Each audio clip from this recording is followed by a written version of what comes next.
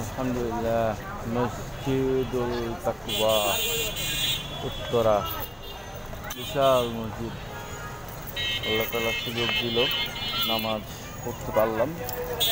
লা হাওলা ওয়ালা কুওয়াতা ইল্লা বিল্লাহিল আলিয়্যিল আযীম। এই কথাটা সেদিন আমার স্যার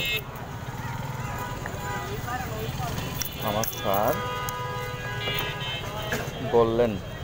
তার সাথে একটা মিটিং ছিল। ওই মিটিংয়ে আমাদের অফিসে আজান হচ্ছিল, হানিফ ভাই আজান দিচ্ছিলেন। যেহেতু আমাদের অফিসে একটা ধার্মিক অফিস, আলহামদুলিল্লাহ, তো এইখানে হচ্ছে কি নামাজ, আজান। স্যার যখনই আজান শুনতে পারছে স্যার চুপ হয়ে গেছে, মিটিং থামাই দিচ্ছে, বলতেছে আজান শেষ হোক।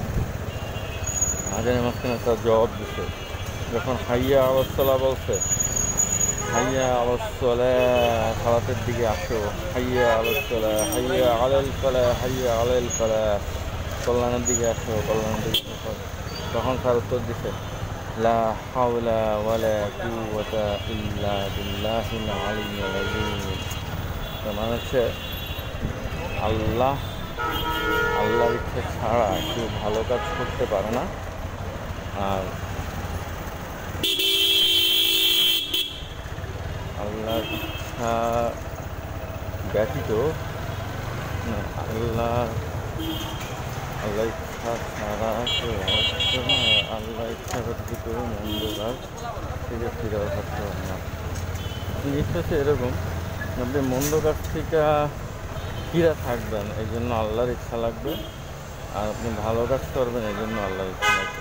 আল্লাহ তাআলাই আপনারে পুরো ট্রাস্ট হচ্ছে আল্লাহর উপর।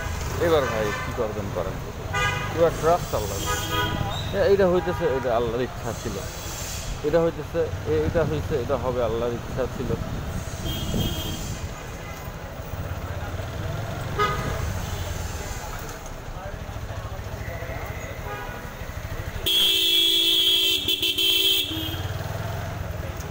এগুলোকে এমনি গাড়ি চালাইতেছে কেন?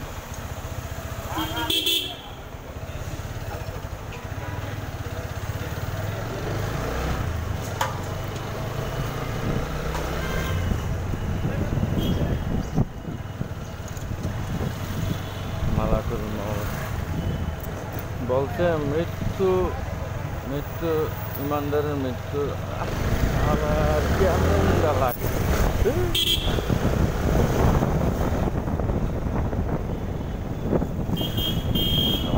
সময় চলে যেতেছে না, পিপি করতেছে।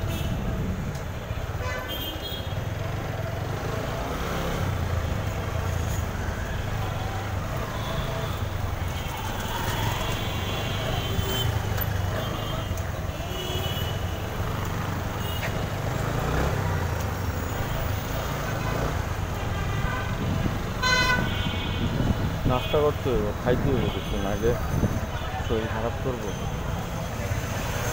হোটেলে যেন একবার খাইছিলাম ভাবি কি খাইবেন না,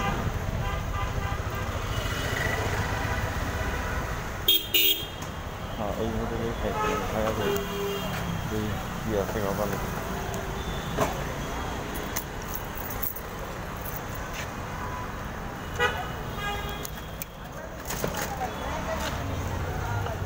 গাড়ির অবস্থা খারাপ।